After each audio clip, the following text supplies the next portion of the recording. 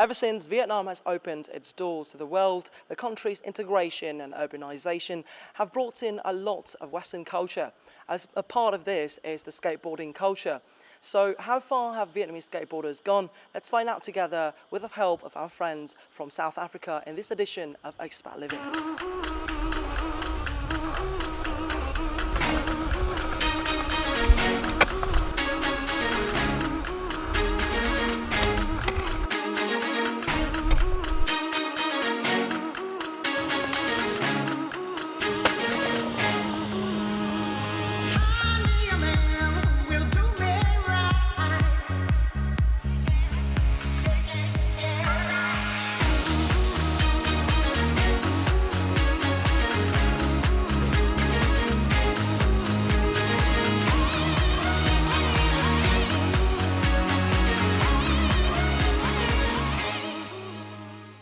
Because Vietnamese architecture is a blend between tradition and modernity, Vietnam is blessed with many interesting and unique locations for skateboarding. And in this week's episode of Expat Living, we're going to explore a few of these awesome locations. And as you can see from right behind me, this is Boo Skateboarding Park, one of the most notable locations. And the boys are having fun down there. So why don't we drop down, say hi, and explore what it's like to be here in Vietnam.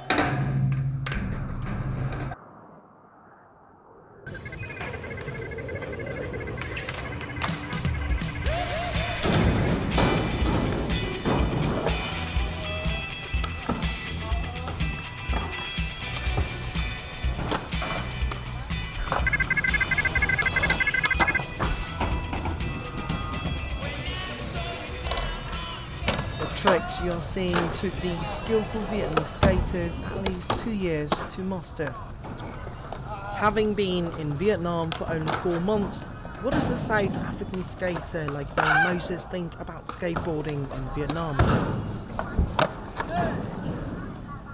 I know coming to Vietnam, it's always interesting for anyone from the outside. So yeah, I mean, skating, the dudes are like really welcoming. It brings excitement. A lot of us have been skating for years, so we're on the same level. We can push each other further. And I just know like there's something about dudes from Asia who skate, they're very technical and clean with their tricks. So I think there's a bit I can learn from that. Mình thứ hai các bạn nước ngoài đều có chung là niềm đam mê với skate. Mình thấy điều đấy rất là vui vẻ, mình có thể giao lưu và học hỏi của các bạn nước ngoài. Những gì người ta học được cũng có thể chia sẻ với nhau, cũng có thể chơi đùa cùng nhau, rất là vui. Và hơn nữa là cũng thêm được về cái khả năng ngoại ngữ của mình ấy. Rain's mate Andrew has skated with the local homies for nearly 2 years now. His experience with them has inspired Rain's arrival in Vietnam. I think the nicest feeling is that they kind of make you feel like family. They've definitely helped me out a lot with regards to sort of settling in and just being here, you know, away from home, away from family and friends. They've definitely been very welcoming. Among Andrew's friends, Linh Do has been around in the Vietnamese skateboarding scene since its early days.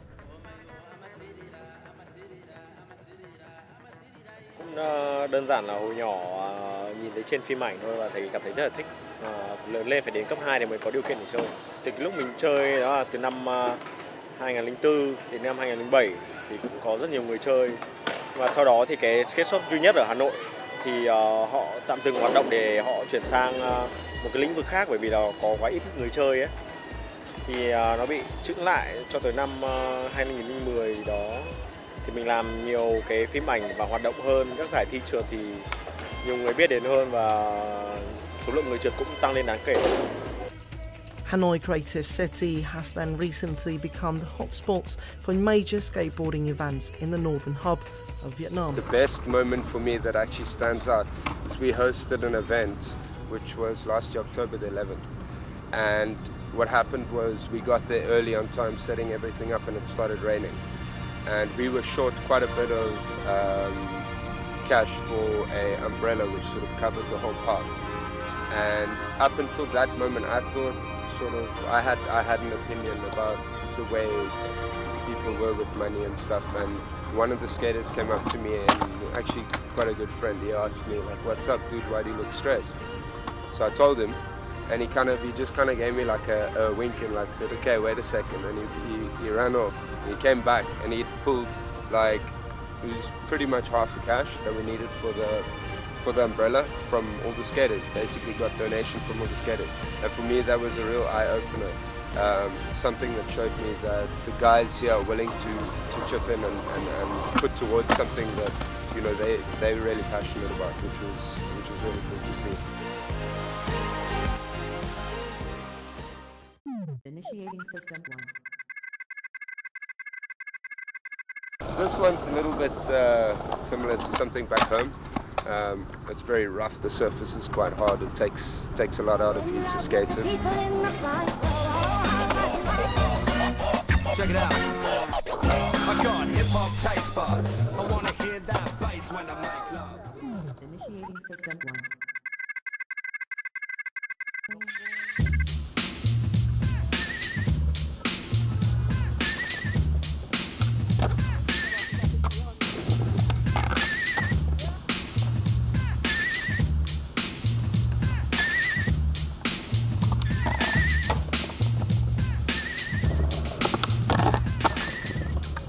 Marble. Everything's marble. Well, most spots. Well, for one, it's a very dense material. Two, it slides really nice with minimal wax, which is obviously out of any candle or from any candle. You generally wax the surface so that the metal from the trucks actually slides smoothly, so you don't end up hooking and falling. The marble is pretty much one of the most perfect surfaces to skate.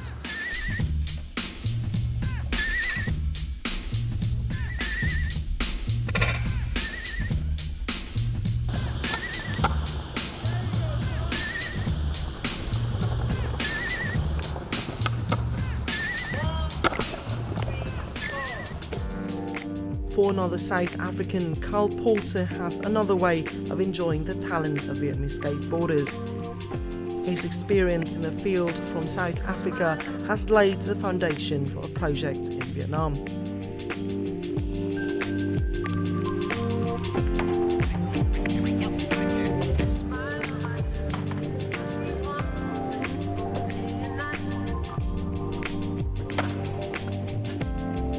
Our real goal, okay, well firstly it started off with just creating a platform, a media platform where all these guys could kind of unite and put their media. So basically it's just adding the English touch and using the contacts I got from the rest of the world just to promote them. So come out here, film some of the best tricks.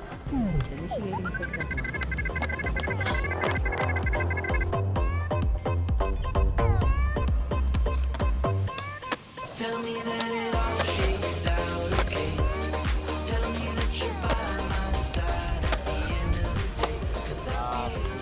Da Nang, they're growing really fast, and I think this city was designed by a skateboarder. I mean, as you can see, everything is skatable.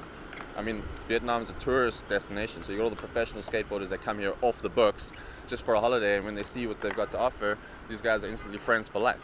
It is also the first time skating in Vietnam for American-born Vietnamese Henry Minh Do. The people here are they're really into it. Like, I'll be skateboarding in a park, and then so many little kids will just start staring at me, and they'll start to like ask me to ride my skateboard. And so there's just so many people interested in here.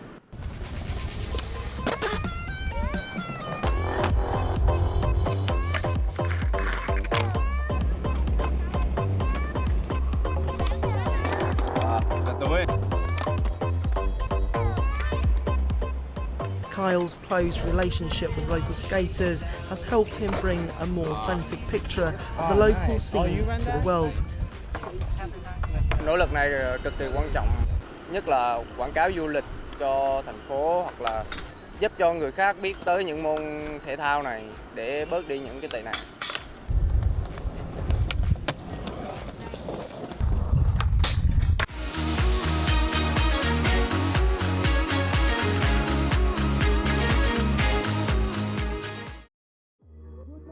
So one of the things that define the success as well as the fast-growing progress of the skateboarding culture around the world, as well as in Vietnam, is the fashion, the style and the brand, as well as the merchandise. So how do you find the merchandise that's available here in Vietnam?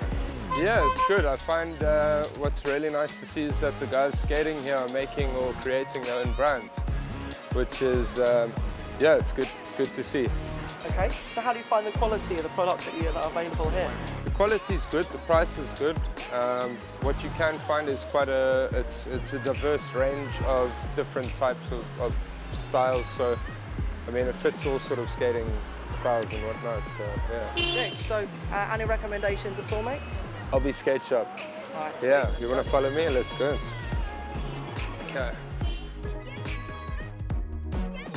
Bạn có thể giới thiệu cho mình là các bạn skater thì ở Việt Nam thì thường hay mặc những đồ như thế nào không?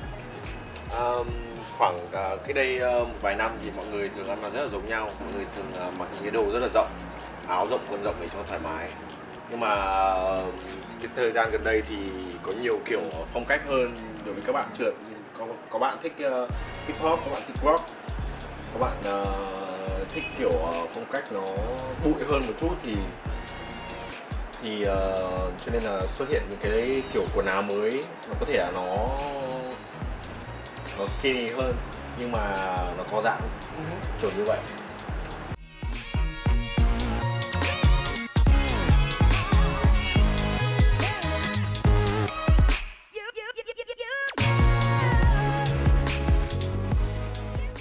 Có hai loại cơ bản, đó là một loại là chỉ để đi chứ không tập kỹ thuật. Thì cái loại này thì bánh sen nó sẽ to hơn và nó mềm hơn để các bạn có thể đi ở ngoài đường hay là đi trên bất cứ chỗ nào. Còn loại thứ hai là loại mà có thể tập được kỹ thuật thì cái mặt ván nó phải to hơn, cong hai đầu, có mặt giáp ở trên để dính được vào chân, vào giày. Bánh xe thì nhỏ hơn và phải cứng để có độ này. And I also took my chance to do a makeover with the experts too. Okay. Such wide frames. Yeah, yeah. And you skating rocking it now. wide frame. What you reckon, boys? Am I ready to hang out with the cool boys? Let's kick it, man. Yep, right. Oh, see, trying not hard enough. Yeah.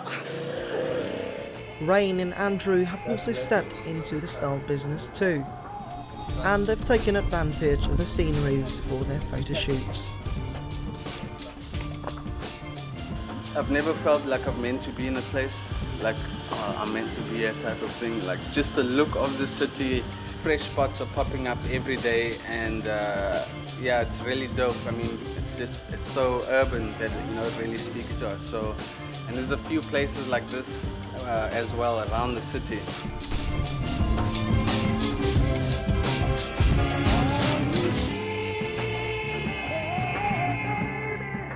Ở địa điểm này nó rất có cái phong cách riêng bình thường mà mình rất ít khi biết đến. Nói chung nó là một trải nghiệm rất là đáng nhớ tại vì mình được kết bạn thêm những người nước ngoài, nó cũng trau dồi cho em rất là nhiều về skate rồi văn hóa nước họ rồi về cả Nebula nữa. So it seems that what Vietnam has to offer is what we're looking for. Good places to skate, good places to do photo shoots, and a growing skateboarding scene.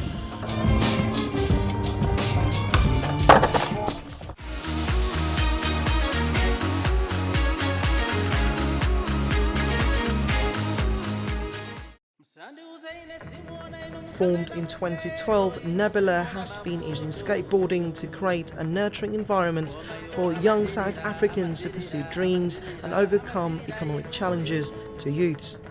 Rain, also its founder, has brought this along to Vietnam.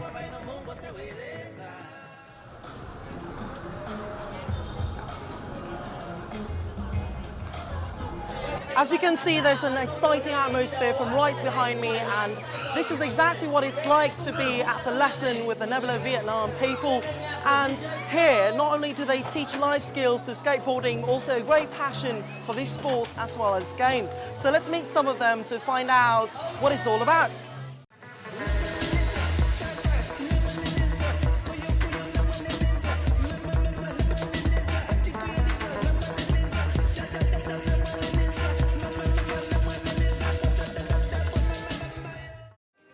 I started this really with a way to create stars using my passion for skateboarding.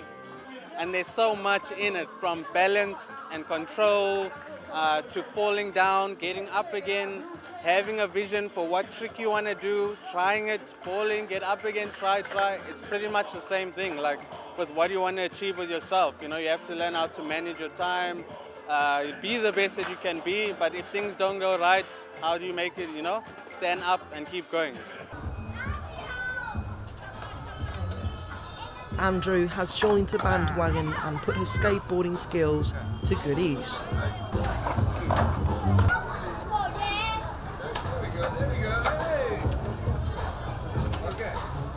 Basically, we teach kids skateboarding. Well, this is what we use to grasp their attention, and then we teach them how to follow their dreams, and we inspire them to follow their dreams through skateboarding. And I mean, it's pain and suffering, man, blood and sweat. You go and you try and you do it and you do it, and eventually you get it, and then you apply that to your life. You set yourself a dream, a goal, and you work toward that goal. No matter how hard it might be or how many times you fail, you get up, you get back on the board, and you carry on trying. So like those kind of things, we like to apply to from the skateboard to our life situation. Nó mang lại cho em niềm vui và kết hợp thêm những người bạn mới nữa, những kỹ năng để giúp em có thể để ý được tốt hơn nữa. Em thấy các em là rất là nhiệt tình và đem lại niềm cảm hứng tập skateboard cho những buổi tiếp theo cho em, cho dù là những bạn có đã mê khác rồi thì vẫn muốn thử thêm một bộ môn khác nữa để có thể biết thêm một thể loại về nghệ thuật đường phố nữa.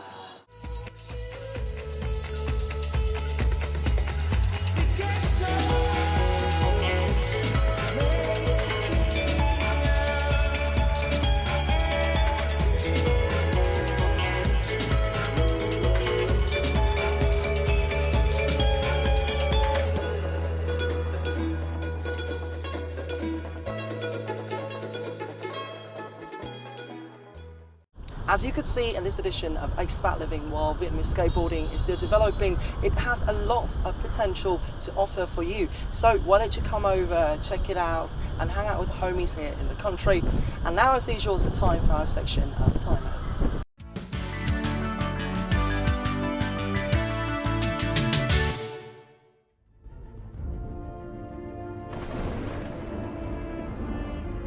Ever imagine yourself in the authentic European medieval atmosphere?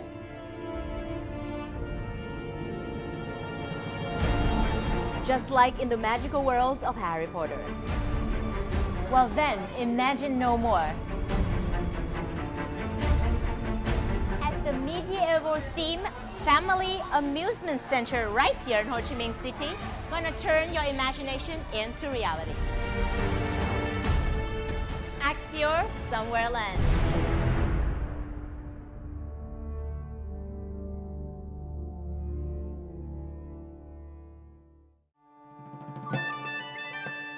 The medieval period in Europe lasted from the 5th to the 15th century. Magic was thought to play a strange and ambivalent role in the medieval society.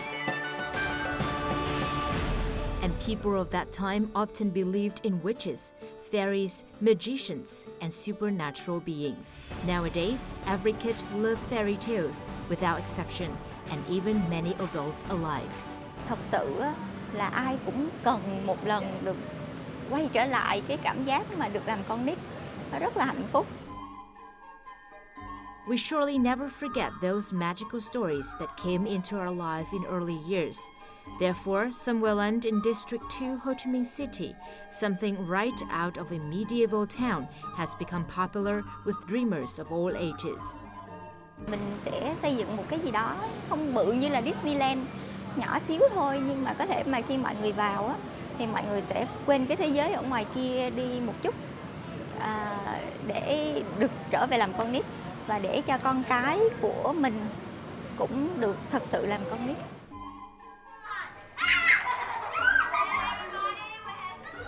Somewhere Land, also known as the Three Brooms Town, is a unique attraction for kids to spend 2, 3, 4 hours, or even more, imagining, exploring, and creating. A medieval-themed alt village awaits the kids, using unique design elements to stimulate the kids' imaginations. This is also a perfect place to hold birthday party for kids with great imagination. I like this place because it's sparkly and it's magical, and it's not just a playground, it's also where you make. Today I'm going to become a fairy. No one ever get bored here, especially the kids. The birthday girl and her guests are now busy making and decorating birthday cakes for herself and others.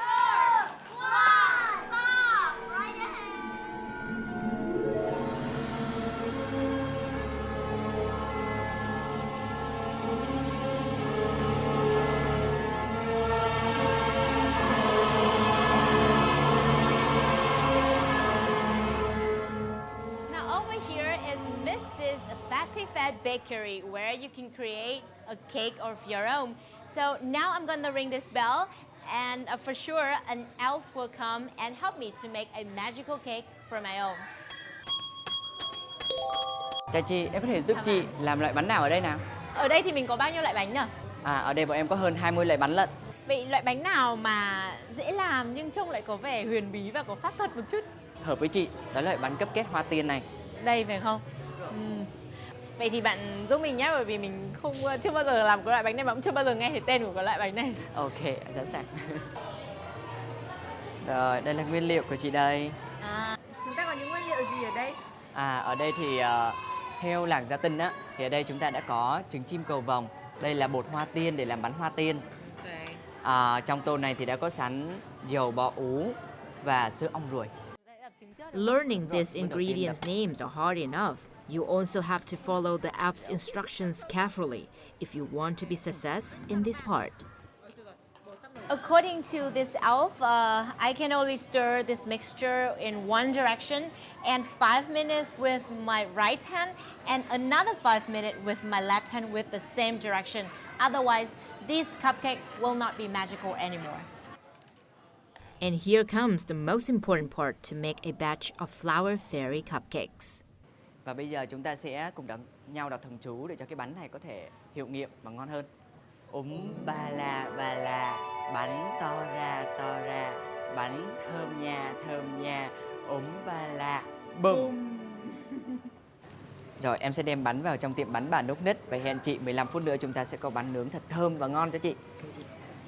Okay, so while waiting for my magical cupcake to be ready, I will take the time and go to the tavern over there and let's see what they have for the drink.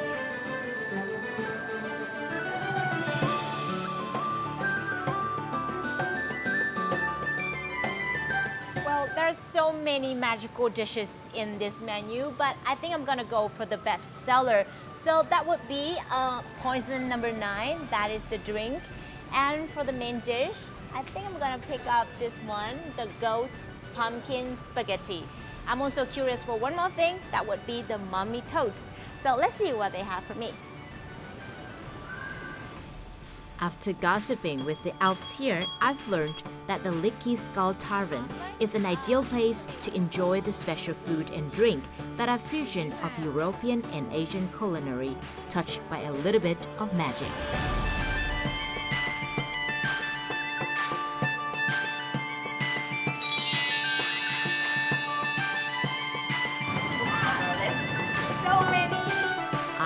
Totally enchanted by the creativeness of the founder of this place, who has come up with all this mysterious food and drink, not to mention all of the names in the Somewhereland's own language. They trigger our imagination.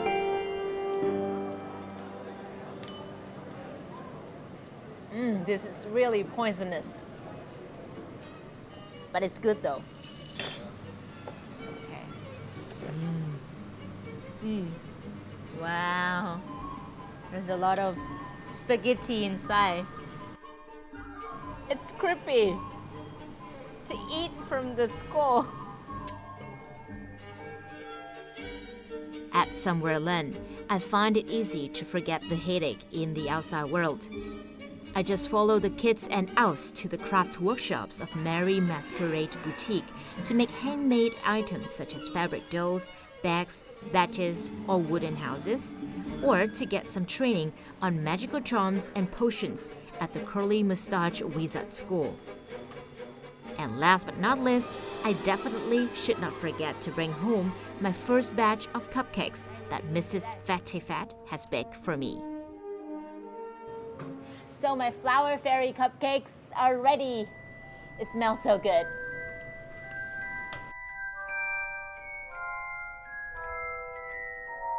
For the childish part in ourselves, I think every one of us once had a desire to live in the world of witchcraft and wizardry. And today, I hope that you have been magically charmed strong enough to come back for more. Loomis. That has wrapped up this edition of Expat Living. Now do log on to vtv4.vn or youtube.com/vtv4go for more of our content. Goodbye for now.